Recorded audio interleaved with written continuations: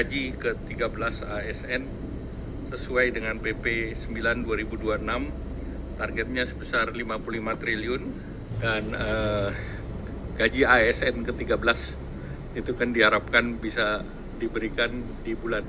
Teman-teman media cetak, media elektronik, saya didampingi oleh Pak Ferry, Deputi, Pak Haryo, Pak Ellen, terutama terkait dengan pengumuman dari hasil BPS yang tadi diumumkan jam 11. Kita lihat di tengah dinamika global yang masih mencari keseimbangan baru, ekonomi Indonesia tumbuh baik di luar ekspektasi dari berbagai lembaga, di mana di kuartal pertama pertumbuhan ekonomi kita mencapai 5,61%. Nah, pertumbuhan kita yang 5,61% ini adalah tumbuh di atas beberapa negara G20. Memang dari G20 ini yang belum keluar India, tetapi di antara negara yang keluar termasuk China, Singapura, Korsel, Arab Saudi, Amerika Serikat, kita yang tertinggi. Nah, pertumbuhan ini merupakan pertumbuhan yang memang pemerintah siapkan dengan berbagai kebijakan, terutama dalam rangka kemarin Hari Raya Lebaran.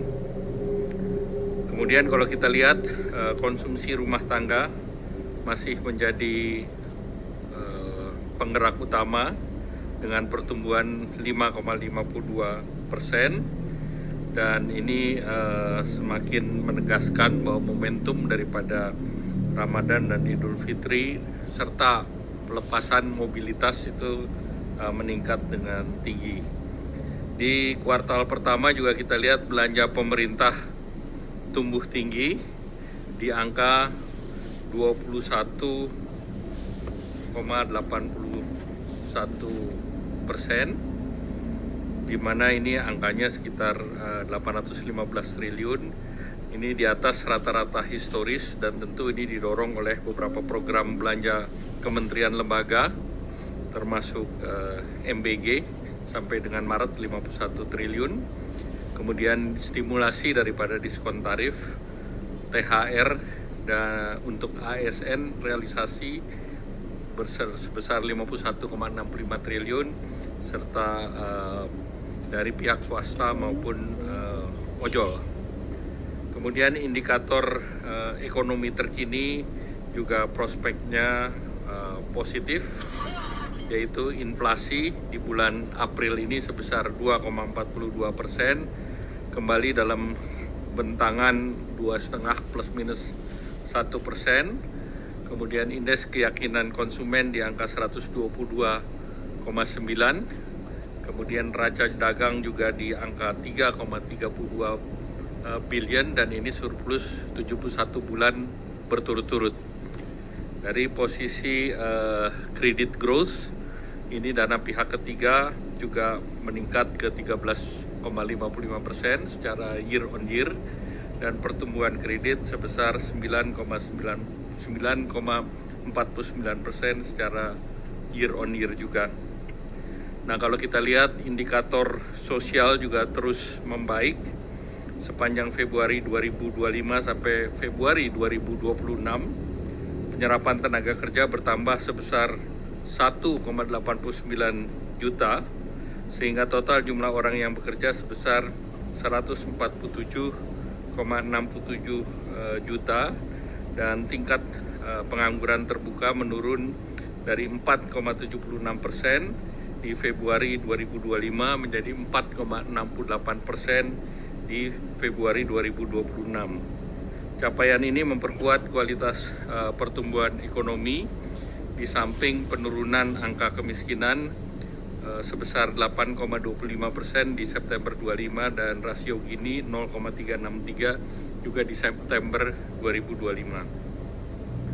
Sepanjang triwulan 1, berbagai stimulus dan kebijakan pemerintah mampu mendorong pertumbuhan dan menjadi bantalan terhadap dampak gejolak global, yaitu salah satunya adalah diskon tarif transportasi di Idul Fitri.